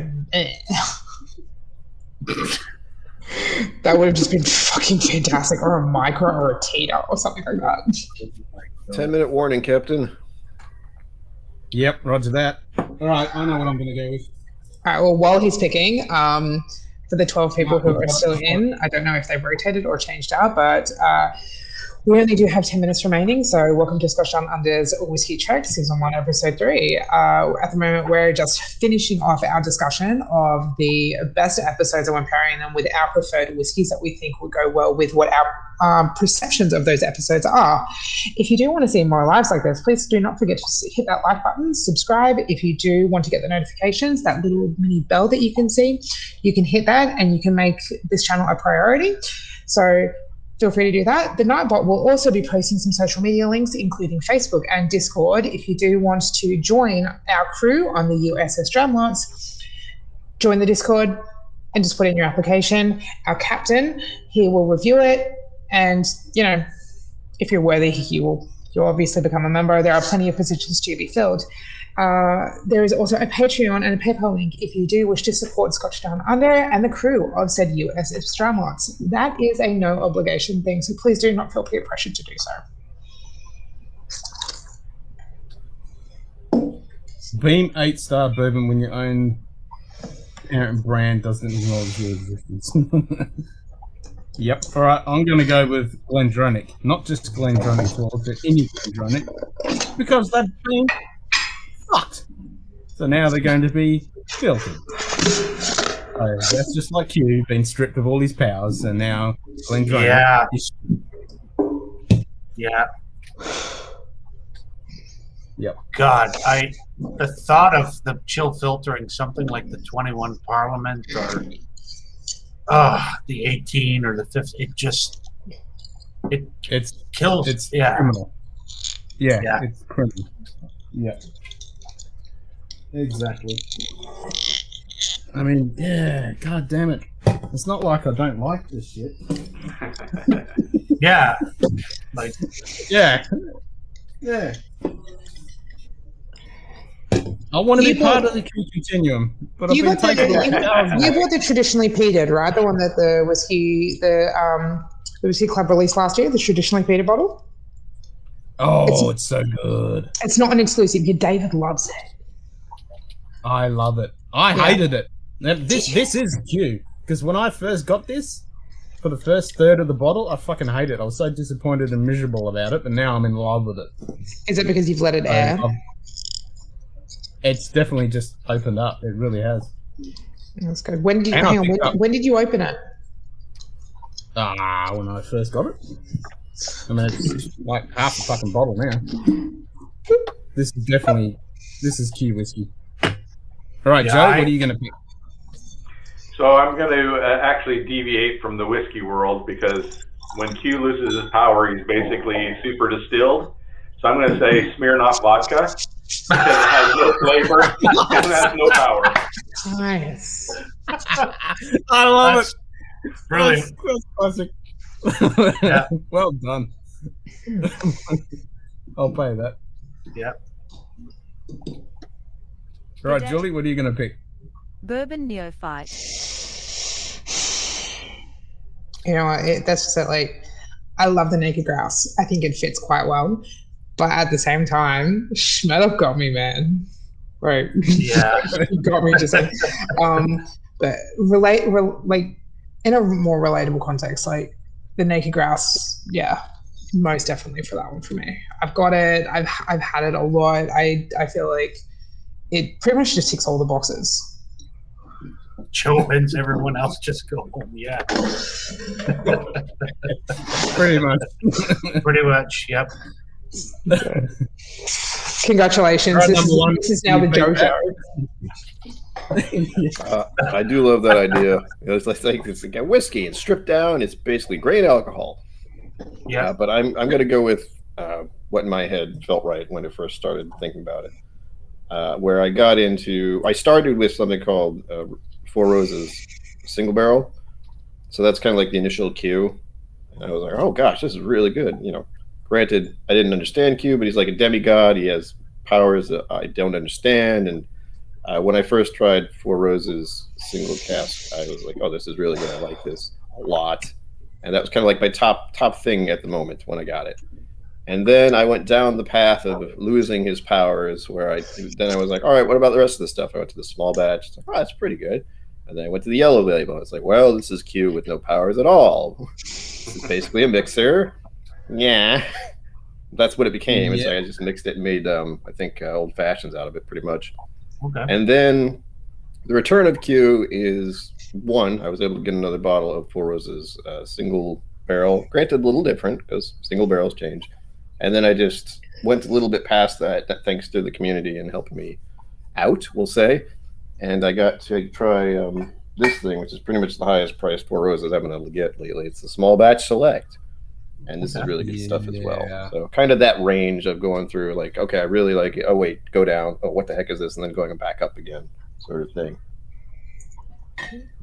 In my experience for Four Roses anyway. He was very happy when he got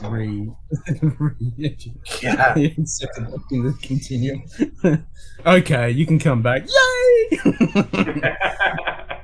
Yep. But he wasn't an arsehole when he did, because he did help to save that point. You know, he did move, And he gave Data a laugh too. Exactly, he gave Data a laugh. Yeah, and he made Data laugh. Yeah. Yep.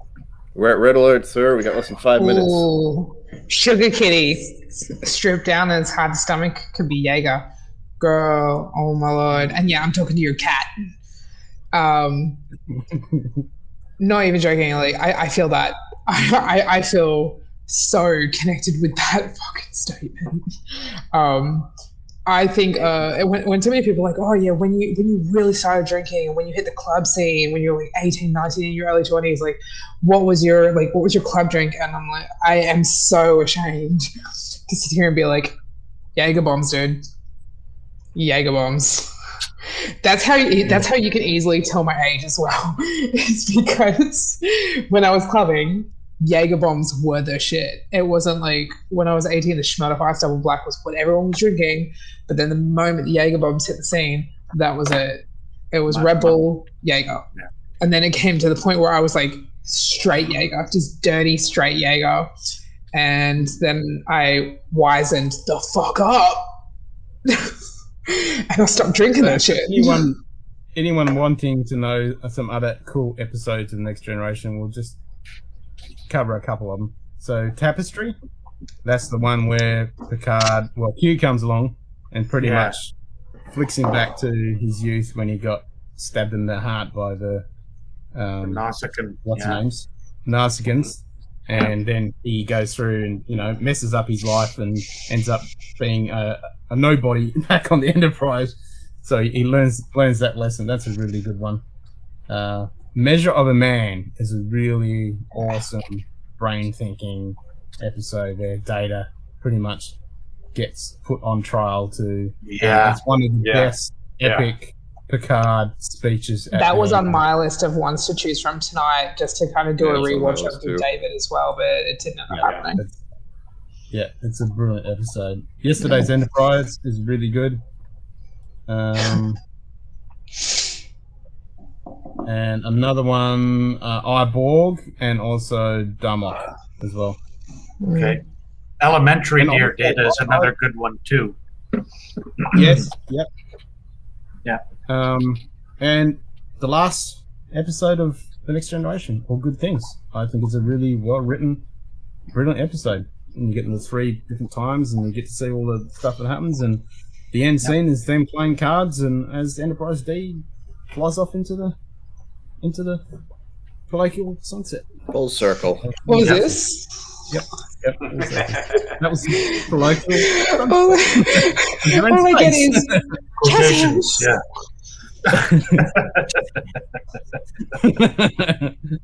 This is the Australian version of Jazz Hands.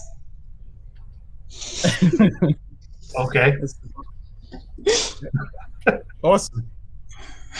So, our next episode? Did we want to do the worst episodes? Because a few of the guys in the chat have asked about worst episodes. Oh yeah, there's definitely some really bad episodes out there, but I think we should mix it up and do something different for the next episode, and then we'll come back because we need to do another character one, and also there's best episodes of TNG and the original series and all that to cover, but we'll do something different.